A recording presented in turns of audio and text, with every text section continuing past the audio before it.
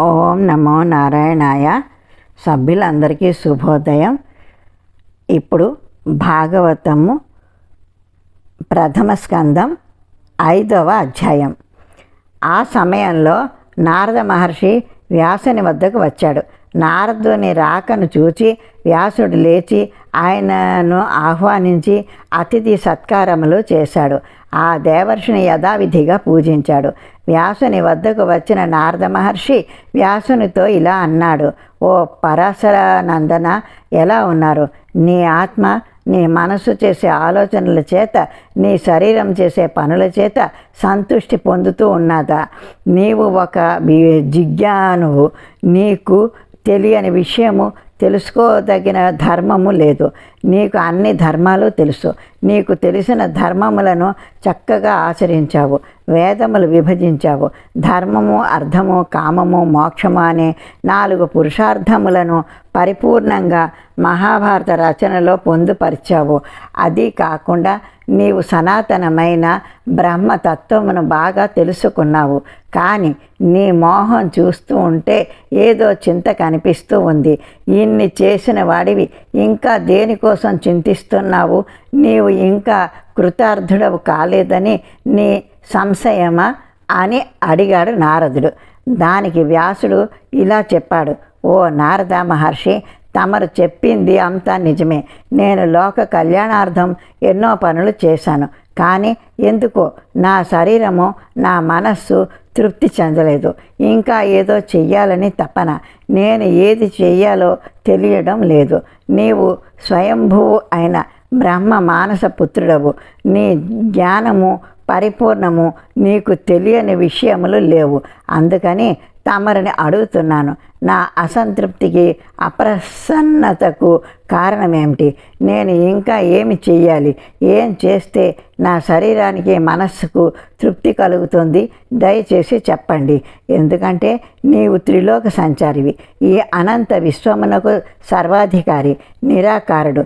సంకల్ప మాత్రం చేత సత్వరజం తమోగుణం ద్వారా ఈ జగత్తుకు సృష్టి స్థితి లయకారకుడైన ఆ శ్రీ మహావిష్ణువును నిరంతరము ఉపాసిస్తూ ఉంటావు, భజిస్తూ ఉంటావు. నీకు విష్ణుతత్వం ఆయన గురించిన సర్వ రహస్యాలు బాగా తెలుసు. నీవు నిరంతరము లోక సంచారము చేస్తూ ఉంటావు. నీ యశస్సు 3 లోకములలో సూర్య తేజం వలె వ్యాపించి ఉంది. నీ యోగ శక్తి చేత ఈ జగత్తులోని మానవుల యొక్క మనోగతములను అవగాహన చేసుకున్న సమర్థుడవు.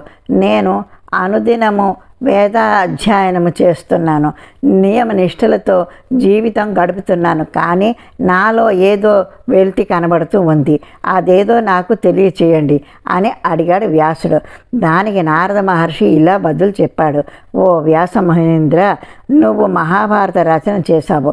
అందులో లౌకిక విషయాలు మాత్రమే చెప్పగలిగావు. కానీ శ్రీహరి యొక్క పవిత్రమైన యశస్సును గురించి వివరంగా చెప్పలేదు. నీవు ఏమి చెప్పినా, ఎంత చెప్పినా శ్రీహరి మహిమను గురించి చెప్పకపోతే అది అసంపూర్ణమే అవుతుంది కదా. కాబట్టి శ్రీహరి మహిమను కీర్తించని గ్రంథములు చదివితే కలిగే జ్ఞానం ఎందుకు పనికిరాదు? నీవు రాసిన గ్రంథములలో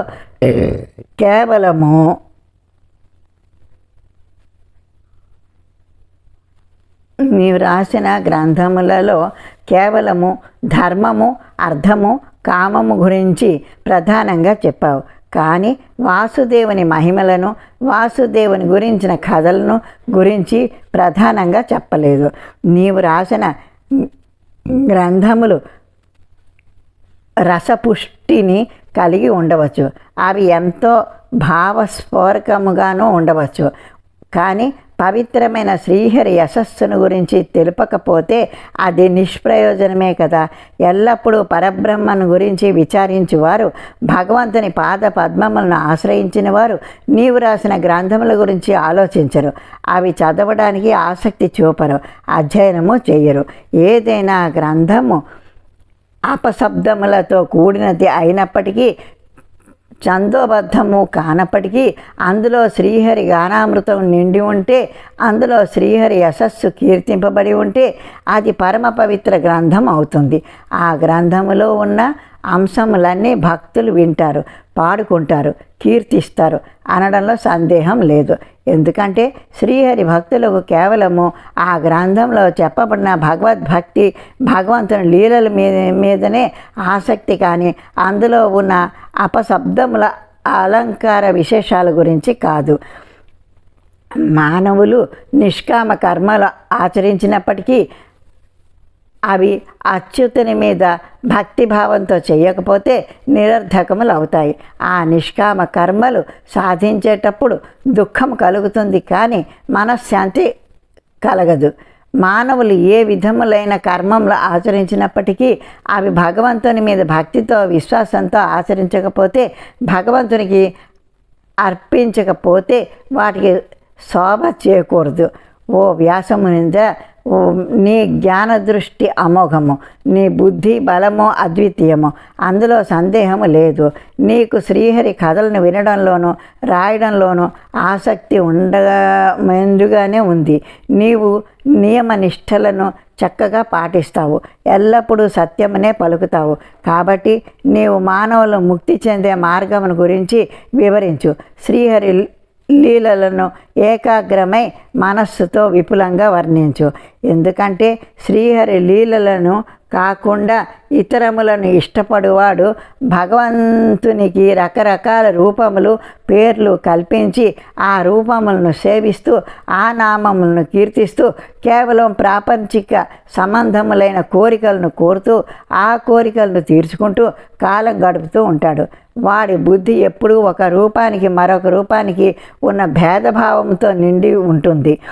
వాడి మనస్సు నడి సముద్రంలో ఉన్న నావలాగా కొట్టుమిట్టాడుతూ ఉంటుంది.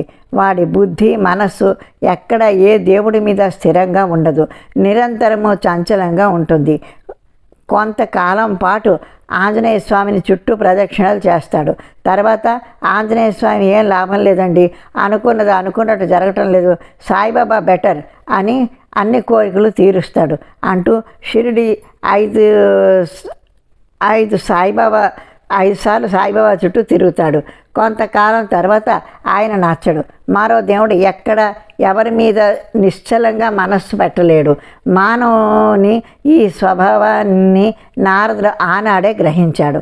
మానవులు సహజంగా ప్రాపంచిక విషయాల మీద ఆసక్తులై ఉంటారు. నీవు రాసిన గ్రంథములలో మానవులకు ధర్మం కోసరంగా కోరికలతో కూడిన కర్మలను చెయ్యమని ప్రోత్సహించావు. అదే ఆచరింపవలసిన ధర్మం అని తెలిపావు. అది చాలా అన్యాయము, జుగుప్సాకరమైనది కదా. ఈ తెలివి తక్కువ మానవులు నీవు చెప్పినదే ధర్మం అని భావించి కోరికలతో కూడిన కర్మలనే ఆచరిస్తున్నారు. అదే ధర్మం అనుకుంటున్నారు. ఇప్పుడు అది ధర్మం కాదు అని చెప్పినా వినే పరిస్థితిలో లేరు ఈ మానవులు. బుద్ధిమంతులు అయిన మానవులు ఆచరించవలసిన ధర్మం ఏమిటంటే, అన్ని కర్మలను చేయడం విడిచిపెట్టి దేశమునకు కాలమునకు అతీతుడు, సర్వత్రా వ్యాపించి ఉన్నవాడు ఆయన శ్రీహరి సేవలో తరించడం, అందులోనే ఆనందం పొందడం, ఆ ఆనందంలోనే శ్రీహరి స్వరూపం తెలుసుకోవడం. కానీ నీవు చెప్పిన కోరికలతో కూడిన కర్మలను చేసి అవివేకి అయిన మానవుడికి ఇది ఎన్నటికీ సాధ్యం కాదు. వాడు శ్రీహరిని గురించి తెలుసుకోలేడు, కనీసం తెలుసుకోవాలని కూడా ప్రయత్నించడు. కాబట్టి ఓ వ్యాస మహర్షి, సత్వ రజ తమో గుణములతో కర్మలను ఆచరిస్తున్న మానవులకు, కేవలం దేహం మీద అభిమానం చేతనే జీవిస్తున్న మానవులకు శ్రీహరి లీలల గురించి తెలియచేయి. స్వధర్మమును విడిచిపెట్టినప్పటికీ నిరంతరము శ్రీహరి పాదపద్మములను సేవించేవాడికి, శ్రీహరి నామమును కీర్తించేవాడికి తరువాత కాలంలో వాడు పతితుడైనా మృతి చెందిన వాడికి ఎలాంటి అమంగళం కలగదు. కానీ స్వధర్మాన్ని ఆచరిస్తూ నియమనిష్ఠులతో జీవితం గడిపే మానవులకు శ్రీహరి మీద భక్తి లేకపోతే ఆ స్వధర్మాన్ని అనుష్ఠానం వలన ఎలాంటి ప్రయోజనము సిద్ధించదు. బ్రహ్మలోకము నుండి మానవ లోకం వరకు సంచరించినప్పటికీ ఏ సుఖము లభించదో ఆ పరమపైన సుఖము కొరకు, అలౌకికమైన ఆనందం కొరకు బుద్ధిమంతులు, వివేకులు అయిన వాళ్ళు నిరంతరము ప్రయత్నిస్తూ ఉంటారు. కానీ విషయ సుఖములు ప్రాపంచిక సుఖములు మాత్రం ఎట్టి ప్రయత్నం చేయకుండానే అన్ని కాలములలోనూ అన్ని లోకములలోనూ లభిస్తూ ఉంటాయి. ఎల్లప్పుడూ భగవంతుని ఉపాసించే మానవుడు ఏ కారణం చేతనైనా పాపపు జన్మ ఎత్తినా అందులో లీనం కాడు. ఆ పాపపు జన్మలో కూడా భగవన్నామ స్మరణ వదిలిపెట్టడు. ఎల్లప్పుడూ భగవంతుడిని పాదములను సేవిస్తూ ఉంటాడు. ఓ వ్యాస మునీంద్ర, ఇవన్నీ నీకు తెలియని విషయాలు కావు. ఈ చరాచర జగత్తులో ఆ భగవానుడి సర్వత్రా నిండి నిబిడీకృతమై ఉన్నాడు. అన్నీ తానే అయి ఉన్నాడు. కానీ తాను ఎందులోనూ ప్రవర్తించడు. సాక్షిభూతంగా చూస్తూ ఉంటాడు. ఈ విషయం కూడా నీకు తెలుసు. కానీ కేవలం సూచన ప్రాయంగా నీకు చెప్పాను. ఓ వ్యాస మహర్షి, నీవు కూడా ఆ పరమాత్మ అంశంలో జన్మించావు. నిజానికి నీవు జన్మరాహిత్యం పొందావు. నీకు జన్మ ఎత్తవలసిన అవసరం లేకపోయినా లోక కళ్యాణం కొరకు మరలా వ్యాసుడిగా జన్మించావు. అది కూడా నీకు తెలుసు.